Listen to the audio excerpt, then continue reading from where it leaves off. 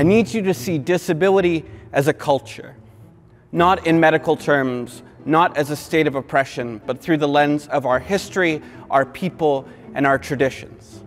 And allies, you can come along too.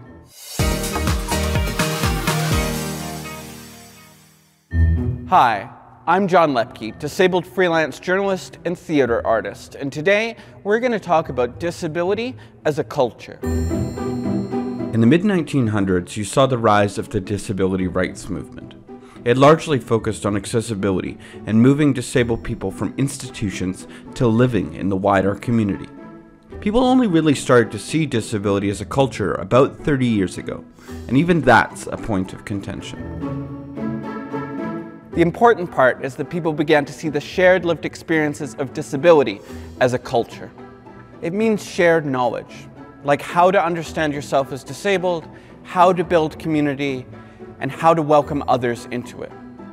It also means beginning and sustaining traditions, like marking Disability Day of Mourning or Disability Pride Month.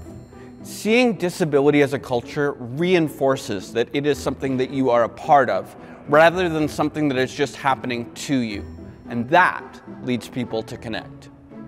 As an artist, if I understand Frida Kahlo or Beethoven as disabled, it helps me imagine myself in that space. And when I see disabled artists expressing their disability through their art, it encourages me to do the same.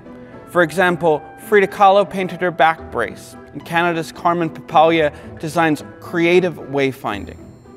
Here in Saskatchewan, I'm involved with a nonprofit for disabled artists and collaborators called Listen to Dis Community Arts. And I can honestly say that without their support and skill building, I would not be in front of this camera today. Or, to pull from another part of my life, if you understand the Paralympics or the Special Olympics as part of disability culture, you begin to see rich international traditions. Canada has been highly visible within the Paralympic movement since the beginning. Wheelchair rugby, which has its origins just one province over from me in Manitoba, is a heritage sport. That means it was created here and is understood as being part of Canada's historical contributions to the sports world.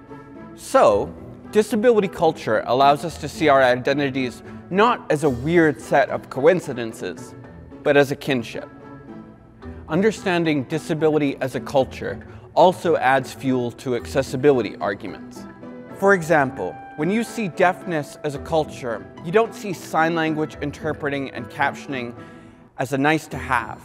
You see them as a non-negotiable part of helping people connect.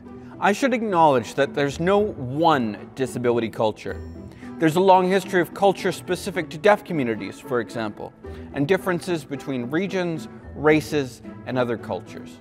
Regardless of its form, disability culture shows that we are worthy of care and worthy of preservation. For most people, becoming disabled is inevitable. So, start informing yourself now. Learn about disabled people in your community, in your areas of interest. It'll pay off.